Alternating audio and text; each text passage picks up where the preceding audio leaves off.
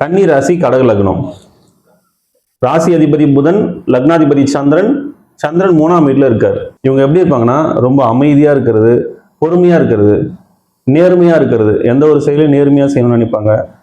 ஒரு பெருந்தன்மையோடு இருக்கிறது, நடுநிலையாக யோசிக்கிறது, எந்த ஒரு விஷயத்தையுமே ஆல்டர்னேட் ஒன்று இருக்கும் அப்படின்ற அந்த உணர்வு இவங்களுக்கு இருக்கும். இப்படி தான் இருக்கும்னு எதையுமே ஃபிக்ஸ் பண்ண மாட்டாங்க. அந்த சூழலை பொறுத்து எது வேணால் மாறலாம் அப்படின்ற அந்த கோட்பாட்டில் இருக்கக்கூடியவங்க. ஒரு ஞானம் இருக்கும், இவங்களை ஒரு ஞானினே சொல்லலாம். எப்படின்னா வாழ்க்கையை பற்றின புரிதல், வாழ்க்கைக்கு என்ன தேவை, நம்முடைய உணவு முறை எப்படி இருக்கணும், உடம்புக்கு என்ன தேவை, மனசுக்கு என்ன தேவை, நம்ம சுற்றுச்சூழல் எப்படி வச்சுக்கணும், உறவு முறைகளை எப்படி வச்சுக்கணும், எல்லாமே அவங்களுக்கு தெரியும். அவங்களுக்கு தெரியுது, அதோட மட்டும் இல்லை, அது தெரிஞ்ச விஷயத்த மற்றவங்களுக்கு சொல்லிக் கொடுக்குற அந்த குணமும் இருக்கும். இப்போ நமக்கு ஒரு விஷயம் தெரியணும், தெரிஞ்சாதான் சொல்லிக் கொடுக்க முடியும். அப்படி சொல்லிக் கொடுத்தாலும் அவங்களுக்கு புரியணும். அந்த புரிகிற மாதிரி எக்ஸ்பிளைன் பண்ணுற கெப்பாசிட்டி உங்ககிட்ட இருக்கும். யாருக்கு எப்படி சொன்னால் புரியுமோ அது மாதிரி பேசுவாங்க. இவங்களுக்கு பேச்சே ரொம்ப இனிமையாக இருக்கும். பேச்சு கேட்கறதுக்கே அவ்வளோ ஆசையாக இருக்கும். அந்தளவுக்கு ஒரு கலைநயத்தோடு பேசுவாங்க. நிறைய கவுண்டர் கொடுப்பாங்க, காமெடி பண்ணுவாங்க, ஒரு கலன்னு பேசுவாங்க. இவங்க சுற்றி இருக்கிறவங்க எல்லாருமே வந்து எதையாவது பேசி என்டர்டெயின் பண்ணிக்கிட்டே இருப்பாங்க. சும்மா ஏதாவது பாட்டு பாடிக்கிட்டே இருப்பாங்க. வேலை செய்யும்போது கூட பாட்டு பாடிக்கிட்டே இருப்பாங்க. கடுமையான உழைப்பாளி இவங்க. கடுமையாக உழைப்பாங்க, சேமிச்சும் வைப்பாங்க. ஒரு சேவிங் இவங்க கிட்ட எப்பவுமே இருந்துகிட்டே இருக்கும். இறக்க குணம் ரொம்ப அதிகம். இவங்க எமோஷனலாக இருப்பாங்க, ரொம்ப ரொம்ப வசீகரமாக இருப்பாங்க, இளமையாக இருப்பாங்க. இவங்களை பார்த்தா வயசான மாதிரியே தெரியாது. பாதுகாப்பு உணர்வு அதிகமாக இருக்கும் இவங்களுக்கு. எந்த ஒரு செயலை செஞ்சாலும் அதில் பாதுகாப்பு இருக்கா அப்படின்ற எண்ணம் அதிகமாக இருக்கும். அதனால இவங்க சம்டைம் வந்து இவங்க வந்து கொஞ்சம் சுயநலவாதியாக தெரிவாங்க. வெளியில் சுயநலமாக யோசிக்கிறாங்க அப்படின்னு நினைப்பாங்க மற்றவங்க. அதுக்கு காரணம் என்னன்னா, இவங்க நிறைய ஹெல்ப் பண்ணுவாங்க. ஹெல்ப் பண்ணி நிறைய இடத்துல அவங்க ஏமாந்துருவாங்க. ஸோ அந்த ஏமாறுற ஒரு விஷயம் இருக்கிறதுனால அவங்க இன்னும் உஷாராக இருக்கணும்னு நினச்சி அப்படி இருப்பாங்க. ஆனால் வெளியில் பார்க்குறவங்களுக்கு சுயநலமாக தெரியும். அதுக்காக அவங்க சுயநலவாதின்னு சொல்ல முடியாது. இறக்க குணம் ரொம்ப அதிகம் அவங்களுக்கு. லக்னம், ராசி இது ரெண்டும் முதல்ல எப்படி வேலை செய்யுதுன்றதை நம்ம தெரிஞ்சுக்கலாம். இப்போது ஒரு குழந்தை பிறக்குதுன்னு வச்சுக்கோங்களேன். அந்த நேரத்தில் சூரியனுடைய கதிர்வீச்சு எந்த ராசியின் மேலே விழுந்துச்சோ அது லக்னம். ஸோ அந்த லக்னத்தை வச்சு தான் மற்ற கிரகங்களின் தன்மைகளை நம்ம ஆராய்ச்சி பண்ண முடியும்.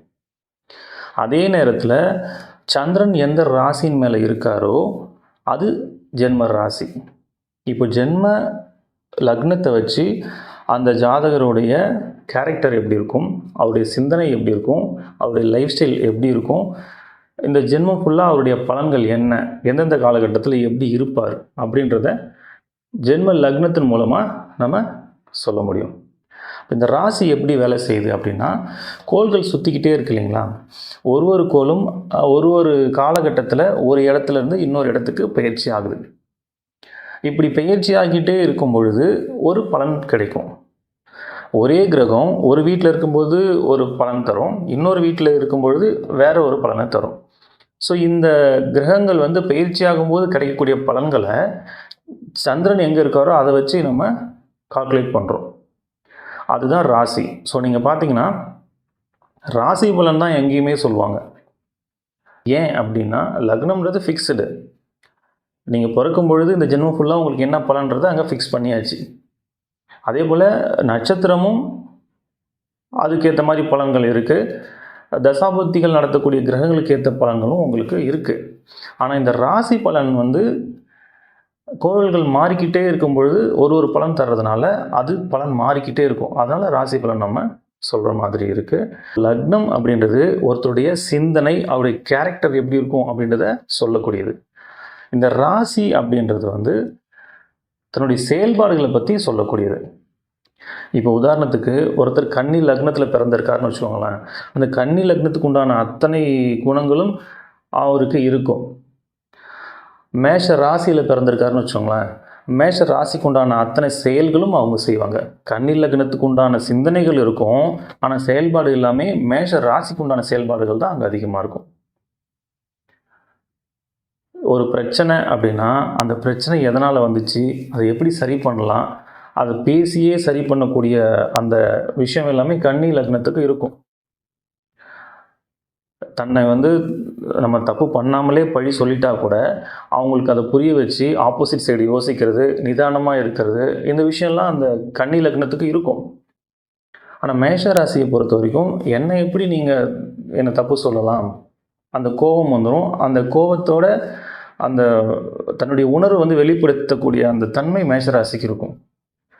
ஸோ மனசில் பார்த்தீங்கன்னா அவங்க நிதானமாக தான் இருப்பாங்க. நம்ம வந்து அவங்கள கேட்கணும், அவங்க சைடு நம்ம என்ன நியாயத்தை கேட்கணும், அவங்க சைடு யோசிக்கணும்லாம் இருக்கும். ஆனால் செயல்படும் பார்த்தா அந்த டைமில் டக்குன்னு கோவப்பட்டுருப்பாங்க. அப்புறமா யோசிப்பாங்க, நம்ம வந்து இந்த மாதிரி பேசியிருக்கக்கூடாது, நம்ம பொறுமையாக இருந்திருக்கணும். ஸோ இந்த டிஃப்ரென்ஸ் வர்றதுக்கு காரணம் லக்னமும் ராசியும் கிளாஷ் ஆகுது. இப்போது ஒருத்தரை நம்ம பார்க்குறோன்னா அவருடைய கேரக்டர் என்ன, அவர் என்ன சிந்திக்கிறார், அவர் மனசில் என்ன நினைக்கிறாரு அப்படின்றத நம்ம ஈஸியாக புரிஞ்சிக்க முடியாது. அவர் என்ன செயல் செய்கிறாரோ இதை வச்சு தான் அவரை நம்ம ஒரு கேரக்டர் நினச்சிக்குவோம். எப்போவுமே நம்ம செய்கிற செயல்களை நம்மளால் புரிஞ்சிக்க முடியாது. நம்முடைய சிந்தனைகளை நம்ம புரிஞ்சுக்குவோம், நம்ம என்ன நினைக்கிறோன்றது நமக்கு தெரியும். ஆனால் நம்ம என்ன செய்கிறோம், நம்முடைய செயல்பாடு எப்படி இருக்குது அப்படின்றத நம்மளால் அவ்வளோ சீக்கிரம் அனலைஸ் பண்ண முடியாது. லக்னத்தின்படி நம்முடைய கேரக்டர் என்ன, ராசியின்படி நம்ம என்ன செயல்பாடுகள் செய்வோம், இது ரெண்டையும் நம்ம தெளிவாக புரிஞ்சுக்கிட்டோம் அப்படின்னா நம்மளை அனலைஸ் பண்ணுறது ஈஸி, லைஃப் ஈஸியாக கொண்டு போக முடியும். லக்னத்துலேருந்து 3ஆம் வீட்டில் சந்திரன். 3ஆம் வீட்டில் எக்கச்சக்கமான பலன்கள் இருக்குது. ஆனால் நம்ம மேஜராக எடுத்துக்க வேண்டிய முக்கியமான விஷயம் என்னன்னா, ஒரு பயமான மனநிலை. எந்த ஒரு செயலை செய்ய போனாலும் அதை பொறுத்து ஒரு சின்ன பயம் வந்துடும். இது செஞ்சால் என்ன நடக்கும், இப்படி நடந்துருமோ, அது நமக்கு நெகட்டிவாக நடந்துருமோ அப்படின்ற அந்த முன்னெச்சரிக்கை இருக்கும். அந்த முன்னெச்சரிக்கையே ஒரு பயமாகவும் இருக்கும். ஒருவேளை செஞ்சு முடிச்சதுக்கப்புறம் நம்ம செஞ்சுட்டோம், இதனால் ஏதாவது பிரச்சனை வந்துடுமோ அப்படின்ற பயம் இருக்கும். அதனால வந்து ஒரு குழப்பமான மனநிலையில் இருப்பாங்க. இது செய்யலாமா வேணாமா, செஞ்சால் இப்படி ஆகிடுமோ அப்படி ஆகிடுமோ, அந்த பயம் குழப்பம் ரெண்டுமே வந்து அதிகப்படியாக இங்கே இருக்கிறதுக்கான வாய்ப்புகள் இருக்குது. சந்திரனுடைய பலனை வந்து நம்ம இப்படி தான் இருக்கும்னு எக்ஸாக்டாக சொல்லிட முடியாது. ஏன்னா நிறைய விதிகள் இருக்குது. சந்திரன் வந்து பௌர்ணமி சந்திரனாக இருந்தால் ரொம்ப நல்ல பலனை கொடுப்பார், வளர்பிரிய சந்திரனாக இருந்தாலும் நல்ல பலனை கொடுப்பார், தேய்பிரியாகவோ அமாவாசையாகவோ இருந்தால் கெடுபலனை கொடுப்பார். அங்கேயும் வந்து மற்ற கிரகங்களின் அடிப்படையிலையும் அதனுடைய தன்மையை பொறுத்து மாறக்கூடிய வாய்ப்புகள் இருக்கு. உங்க ஜாதகத்துல சந்திரன் எந்த நிலையில இருக்கார் அப்படின்னு தெரிஞ்சுக்கணும்னா, சந்திரன்ல இருந்து 7ஆம் வீடு மீனம், இங்க சூரியன் இருந்தார்னா இது பௌர்ணமி சந்திரன். இங்க மேஷத்துல இருந்து சிம்மம் வரைக்கும் இங்க எங்கேயாவது சூரியன் இருந்தார்னா அது வளர்பிறை சந்திரன். சந்திரன் கூடவே சூரியன் இருந்தார்னா அது அமாவாசை. துலாம்ல இருந்து கும்பம் வரைக்கும் இங்க எங்கேயாவது சூரியன் இருந்தார்னா அது தேய்பிறை சந்திரன். ஒருவேளை உங்களுக்கு தேய்பிறை சந்திரன் இருக்கு அப்படின்னு நினைச்சீங்கன்னா அதுக்காக கவலைப்பட தேவையில்லை. தேய்பிறை சந்திரனை பார்த்து நீங்கள் பயப்படலாம் வேண்டாம். இப்போ ஒரு ஜாதகத்தில் லக்னாதிபதி எப்படி இருக்காரு, நட்சத்திர அதிபதி எப்படி இருக்காரு, குரு எப்படி இருக்காரு, உங்களுக்கு தசாபதிகள் நடத்தக்கூடிய கிரகங்கள் எப்படி இருக்குது, ஸோ இதெல்லாம் பார்த்து இப்போ எந்தெந்த கிரகங்கள் சேர்க்கை இருக்குது, அது மூலமாக என்ன பலன் வருது, இப்படிலாம் நிறைய நம்ம ஆராய்ச்சி பண்ணும்பொழுது உங்களுக்கு பலன்கள் மாறும். பொதுவாக வந்து சந்திரன் தேய்பிரையில் இருந்தால் சில சங்கடமான நிகழ்வுகள் நடக்கும்ன்றது அது பொது விதி, அவ்வளோதான். அது எல்லாருக்கும் நடந்தே தீரணும்னு கட்டாயம்லாம் இல்லை. அதுக்காக அது ஒரு பெரிய விஷயமா நினச்சி நீங்கள் கவலைப்பட தேவையில்லை. நீங்கள் ஒரு ஜாதகம் பார்க்க போகிறீங்கன்னா அதில் நல்ல பலனும் சொல்லுவாங்க, கெட்ட பலனும் சொல்லுவாங்க. எவ்வளோ பெரிய நல்ல ஜாதகமாக இருந்தாலும் அதில் கெட்ட பலனும் ஒன்று இருக்கும், எவ்வளோ கெட்ட ஜாதகமாக இருந்தாலும் அதில் நல்ல பலன்களும் இருக்கும். நல்ல பலன்களை சொல்லும்பொழுது எப்போவுமே நமக்கு மோட்டிவேஷனாக தான் இருக்கும். அதே கெடுபலன் சொல்லிட்டாங்கன்னா அதை ஹேண்டில் பண்ண முடியாமல் ப்ரெஷரில் மாட்டிக்கிட்டு அதை செய்யணும்னு நினச்ச விஷயத்த செய்ய முடியாமல் அவங்க லைஃப் ஸ்டைலே மாறி போய் சைக்காலஜிக்கலாக ஒரு பெரிய ப்ராப்ளத்தில் மாட்டிக்கிறாங்க. ஸோ இந்த நேரத்தில் நம்ம எப்படி ஹேண்டில் பண்ணணும், நமக்கு ஒரு கெடுபலன்னு சொல்லிட்டாங்கன்னா அதை நம்ம எப்படி ஹேண்டில் பண்ணணும், அதை முதல்ல நம்ம கற்றுக்கணும். இப்போது நீங்கள் ஒரு ஜாதகம் பார்க்க போகிறீங்க, ஒரு வீடு கட்டவோ இல்லை ஒரு கல்யாணத்துக்காகவோ இல்லை ஒரு பிஸ்னஸ் ஸ்டார்ட் பண்ணுறதுக்காகவோ இல்லை ஏதோ ஒரு முக்கிய முடிவு எடுக்கிறதுக்காக நீங்கள் ஜாதகம் பார்க்க போகிறீங்க. அவங்க வந்து உங்களுக்கு 2 வருஷம் நேரம் சரியில்லைன்னு சொல்லிட்டாங்கன்னு வச்சுக்கோங்களேன். இப்போ இந்த நேரத்தில் சில பேர் என்ன பண்ணுவாங்கன்னா, இந்த 2 வருஷம் நமக்கு நேரம் சரியில்லை, அந்த 2 வருஷம் நம்ம எதையுமே பண்ணக்கூடாதுன்னு ஒதுக்கி வச்சுருவாங்க. இன்னும் சில பேர் என்ன பண்ணுவாங்கன்னா, நேரம் சரியில்லை ஆனால் நம்ம செய்கிற விஷயத்த செய்யாமல் இருக்க முடியாது, நம்ம செஞ்சு தான் ஆகணும் அப்படின்னு சொல்லி பயந்துக்கிட்டே செஞ்சுருவாங்க. இன்னும் சில பேர் என்ன பண்ணுவாங்கன்னா, நேரம் சரியில்லைன்னா என்ன, நான் செய்கிறத செய்வேன் அப்படின்னு செய்வாங்க. ஸோ இது இந்த இந்த மாதிரியான மனநிலைகள் எல்லாமே ஒரு தவறான ஒரு முடிவை தான் ஏற்படுத்தும். இதை எப்படி ஹேண்டில் பண்ணணும் அப்படின்னா, இப்போது 2 வருஷம் நம்ம நேரம் சரியில்லைன்றதுனால எதையுமே செய்யாமல் 2 வருஷம் கழித்து நமக்கு நேரம் நல்லா இருக்கும் பொழுது நம்ம ஒரு செயலை செய்ய போகிறோம், ஒரு பிஸ்னஸ் ஸ்டார்ட் பண்ணுறோம் அப்படின்னா, அங்கே 1000 ரூபாய்க்கு உழைச்சிங்கன்னா அந்த 1000 ரூபாய் உங்களுக்கு கிடைக்கும். ஆனால் அந்த 2 வருஷம் சும்மா இல்லாமல் நீங்கள் உங்களுடைய உழைப்பை அதில் போடுறீங்க. 2 வருஷம் கழித்து உங்களுக்கு டைம் மாறுது அப்படின்னா, இந்த உழைப்பு நீங்கள் இதில் போடுறீங்க இல்லையா, அந்த உழைப்பு போடும் பொழுது 1000 ரூபாய்க்கு உழைப்பு போடுறீங்க, 10 ரூபாய் தான் கிடைக்கிது. அப்போ அந்த நேரம் மாறுற வரைக்கும் அதை நீங்கள் ரன் பண்ணி கொண்டு வரணும்ல. இப்போ 10 ரூபாய் தான் கிடைக்குதுன்னா உங்களால் அந்த பிஸ்னஸே ரன் பண்ண முடியாமல் அதை நம்ம ஷட் டவுன் பண்ணிட்டு போகிற மாதிரியான சூழல் உருவாகிடும்ல. அப்போ இது மாதிரி நம்ம செய்ய முடியாது. அப்போ என்ன செய்யணும்னா, இந்த 2 வருஷம் சும்மா இருக்க முடியாது. அதுக்கு நம்ம ஒரு பிஸ்னஸ் ஸ்டார்ட் பண்ண போகிறோன்னா அதில் பெருசாக பாதிப்பு ஏற்படாத மாதிரி நம்ம பரிகாரங்கள் பண்ணிக்கலாம். இப்போ பரிகாரம் பண்ணுறதுனால சுத்தமாக நமக்கு அது நஷ்டமே ஆகாதான்னா கண்டிப்பாக நஷ்டங்கள் இருக்கும். கெட்ட நேரத்தில் நமக்கு ஒரு கெட்டது நடக்கணும்னா அதை தவிர்க்கவே முடியாது. ஆனால் 1000 ரூபாய்க்கு நீங்கள் உழைக்கிறீங்க, 10 ரூபாய் தான் உங்களுக்கு கிடைக்குன்ற இடத்துல பரிகாரம் பண்ணிவிட்டு நீங்கள் அந்த விஷயத்தை செய்யும்பொழுது ஒரு 100 ரூபாய் கிடைக்கும். ஸோ அந்த நல்ல நேரம் வர்ற வரைக்கும் உங்களால் அதை ரன் பண்ணி கொண்டு போக முடியும். ஆனால் அதுக்கப்புறம் நீங்கள் உழைச்ச உழைப்பு இருக்கு இல்லையா, இங்கே நீங்கள் என்னென்ன உழைப்பெல்லாம் உங்களுக்கு வீணாக போச்சோ, எவ்வளோ நஷ்டமாச்சோ அதை விட பல மடங்கு இங்கே திரும்ப கிடைக்கும். இப்போ நிறைய பேர் நேரம் சரியில்லைன்ற ஒரு காரணத்தினால எதையுமே செய்யாமல் விட்டுறாங்க. ஸோ அந்த மாதிரி இருக்கக்கூடாதுன்றதுக்காக நான் சொல்கிறேன், நீங்கள் கட்டாயம் செய்யுங்க. அந்த உழைப்பு அந்த நேரத்தில் பலன் தரலனாலும் உங்களுக்கு நேரம் மாறும் பொழுது பல மடங்கு திரும்ப கிடைக்கும். நல்ல நேரம் வந்துச்சுன்னா 1000 ரூபாய்க்கு நீங்கள் உழைச்சிங்கன்னா 10,000 கிடைக்கலாம், 1 லட்சமும் கிடைக்கலாம். அதுக்கு நீங்கள் என்ன பண்ணியிருக்கணும், கெட்ட நேரமாக இருந்தால் கூட உங்களோட உழைப்பை மிஸ் பண்ணக்கூடாது. நீங்கள் எல்லா நாளும் அந்த உழைப்பை போட்டுக்கிட்டே இருக்கணும். அதுக்கு தான் சொன்னேன், வெறும் உழைப்பு மட்டும் நீங்கள் போடும் பொழுது அந்த நல்ல நேரம் வரைக்கும் அந்த பிஸ்னஸை கொண்டு போக முடியாமல் போகலாம். அதுக்கு தான் சின்ன சின்ன பரிகாரங்கள் பண்ணிக்கணும். பரிகாரம் பண்ணணும்னா பணம் செலவு பண்ணி தான் பண்ணணும், கட்டாயம்லாம் இல்லை. பணம் செலவு செய்யாமலே நிறைய பரிகாரங்கள் செய்ய முடியும். அது என்னன்றது நான் திரும்ப பின்னாடி சொல்கிறேன். ஸோ எவ்வளோ கெடுபலன்கள் நம்ம ஜாதகத்தில் இருந்தாலும் அதை சரி பண்ணுறதுக்கு ஆப்ஷன் ஒன்று இருக்குது. அதனால் நீங்கள் சந்திரன் தேய்பிரையாக இருக்கிறதுனால நமக்கு ஏதோ பெரிய பிரச்சனையாக இருக்குமோ அப்படின்னு பயப்பட வேணாம். அதனால் வரக்கூடிய பாதிப்புகளை நம்ம சரி செய்கிறதுக்கும் நம்மக்கிட்ட வாய்ப்புகள் இருக்கும். அந்த ஜாதகத்தில் பார்க்கும்பொழுது கண்டிப்பாக இருக்கும். அதனால் நீங்கள் பயப்பட வேண்டாம். இவங்களுக்கு வேலையை பற்றி சொல்லணும்னா, இயற்கை சார்ந்த வேலைகள் செய்யக்கூடிய ஆர்வம் அதிகமாக இருக்கும். உணவு சார்ந்தது, நீர் சார்ந்தது, பால் சம்மந்தப்பட்டது, இது மாதிரியான வேலைகள் செய்கிறதுக்கு இவங்களுக்கு ஆர்வம் அதிகமாக இருக்கும். டீச்சிங் லைனில் ஆர்வம் அதிகமாக இருக்கும். டீச்சராக இருக்கிறது, ப்ரொஃபஸராக இருக்கிறது, ஒரு சைக்காட்ரிஸ்டாக இருக்கிறது, பேச்சு சம்மந்தப்பட்ட வேலைகள் செய்கிறதுக்கான ஆர்வம் அதிகமாக இருக்கும். பெரும்பாலும் அது மாதிரியான வேலைகள் கிடைக்கிற வாய்ப்புகளும் இருக்கும். கலை சம்மந்தப்பட்டது, எழுத்து சம்மந்தப்பட்டது, பேச்சு சம்மந்தப்பட்டது, இது மாதிரியான வேலைகள் தான் அதிகமாக உங்களுக்கு கிடைக்கும். கதை, கவிதை, பாட்டு, ஓவியம், கைவினைப் பொருட்கள் செய்கிறது, மேடை பேச்சாளராக இருக்கிறது, ரேடியோவில் பேசுறது, மீடியா, சினிமா,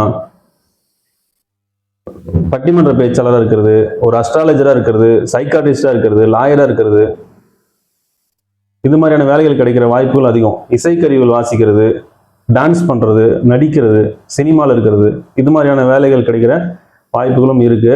அக்கௌண்டண்ட்டாக இருக்கிறது, ஆடிட்டராக இருக்கிறது, பேங்க்கில் ஒர்க் பண்ணுறது, ஆராய்ச்சி சம்மந்தப்பட்ட வேலைகள் செய்யக்கூடிய வாய்ப்புகளும் அதிகம்.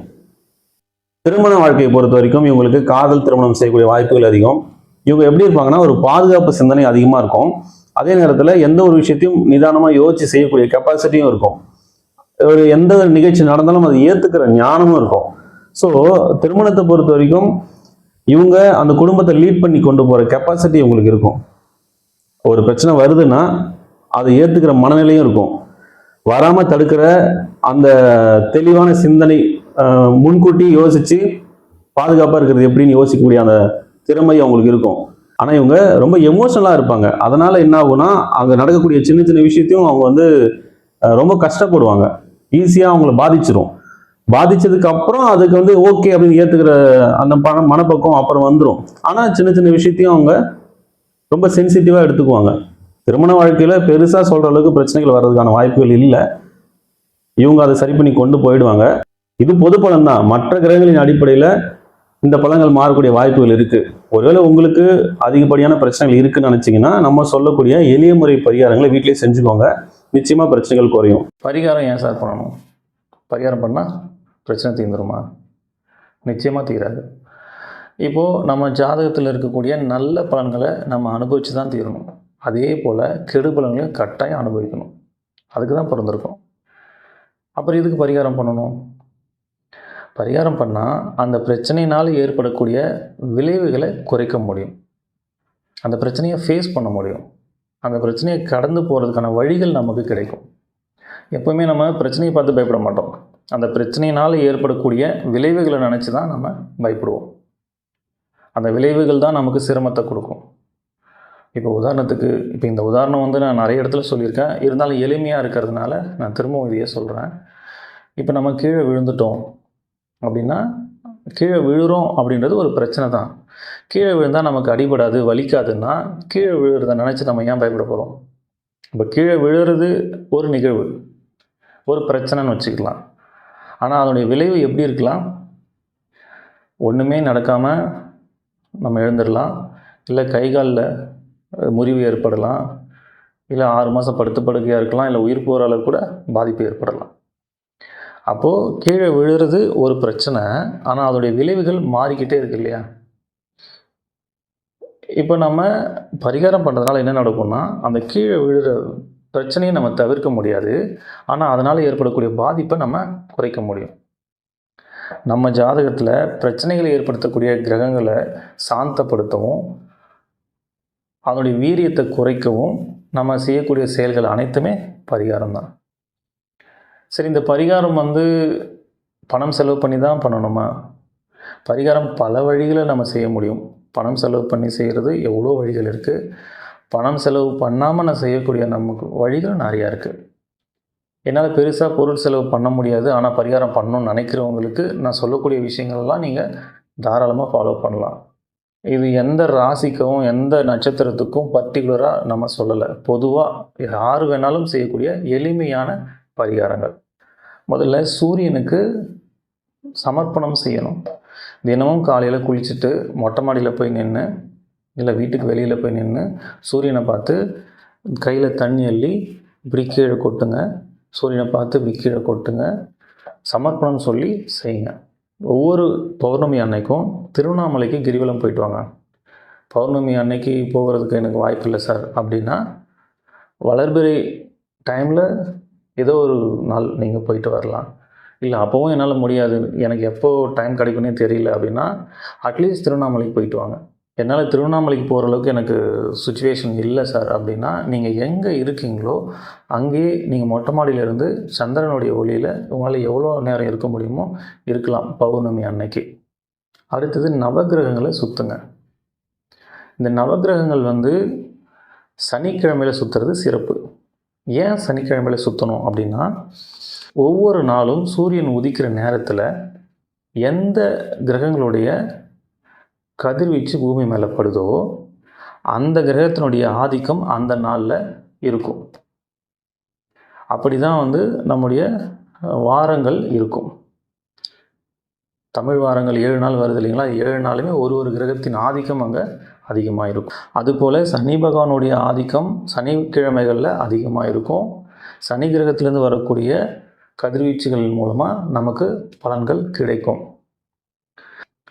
பூமியிலிருந்து சனி கிரகம் ரொம்ப தொலைவில் இருக்கிறதுனால இடைப்பட்ட தூரத்தில் இருக்கக்கூடிய கிரகங்கள் அதனுடைய கதிர்வீச்சையும் அதனுடைய பலன்களையும் நம்ம பெறக்கூடிய வாய்ப்புகள் சனிக்கிழமைகளில் அதிகமாக இருக்கும்.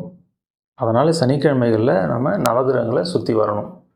நவகிரகங்களை சுற்றும் பொழுது ஒரு கிரகத்தின் பேரை சொல்லி போற்றி சொல்லி சுற்றிட்டு வாங்க. சூரிய பகவானை போற்றி, சந்திர பகவானை போற்றி, செவ்வாய் பகவானை போற்றி, புத பகவானை போற்றி, குரு பகவானை போற்றி, சுக்கிர பகவானை போற்றி, சனி பகவானை போற்றி 7 சுற்று கிளாக் வைஸ் சுற்றணும். எதிர் திசையில் 2 சுற்று சுற்றணும். ராகு பகவானை போற்றி, கேது பகவானை போற்றி. சனிக்கிழமைகளில் நவகிரகங்களை சுற்றிட்டு வாங்க. வயசானவங்களை நீங்கள் ரோட்டில் ஆதரவு இல்லாமல் இருக்கிற வயசானவங்களை பார்த்தீங்கன்னா அவங்களுக்கு சாப்பாடு வாங்கி கொடுங்க. அவங்கள பார்க்கணுன்றதுக்காகவே நீங்கள் சாப்பாடு வாங்கிட்டு போய் கொடுத்தீங்கன்னா இன்னும் சிறப்பு. அவங்களுக்கு செஞ்சால் நமக்கு புண்ணியம் நினச்சி தயவு செஞ்சு செய்யாதீங்க. அவங்களுக்கு பசிக்கும், அவங்க பசி ஆற்றணும் அப்படின்ற எண்ணத்தில் நீங்கள் அந்த சாப்பாடை வாங்கி கொடுங்க. மாற்றுத்திறனாளிகள் இருந்தாங்கன்னா அவங்களுக்கு உடல் உழைப்பு கொடுங்க. பணம் செலவு பண்ணுறதை விட நம் உடல் உழைப்பு அதிகமாக கொடுக்கறது தான் பலன்கள் அதிகமாக இருக்கும். இது எல்லாமே ரொம்ப எளிமையாக நீங்கள் செய்யக்கூடிய ஒரு பரிகாரங்கள் தான். இதை நீங்கள் செய்கிறதுனால எளிமையான பரிகாரம் தான், ஆனால் பலன் ரொம்ப பெருசு. நீங்கள் செஞ்சு பாருங்கள், உங்களுக்கு நிறைய பலன்கள் கிடைக்கும். இல்லை சார், எனக்கு இது பண்ணுறதுக்கான வாய்ப்புகளே எனக்கு இல்லை அப்படின்னு இருந்தீங்கன்னா, நீங்கள் எந்த நட்சத்திரம் எந்த ராசியாக இருந்தாலும் எதை பற்றியும் கவலைப்படாதீங்க. முருகனை கெட்டியாக பிடிச்சிக்கோங்க. மனசார முருகனை வேண்டி குருவாய் வருவாய் அருள்வாய் குகனே, இதையே திரும்ப திரும்ப சொல்லுங்கள். இதை விட பெரிய பரிகாரம் எதுவும் இல்லை. அதாவது நிறைய வழிகள் இருக்குது. எதுவுமே பண்ண முடியாமல் இருக்கிறவங்களுக்கு இதுதான் பரிகாரம். சரிங்களா? இதையெல்லாம் நீங்கள் ஃபாலோ பண்ணுங்கள். நிச்சயமாக உங்கள் வாழ்க்கையில் பெரிய மாற்றம் நிகழும்.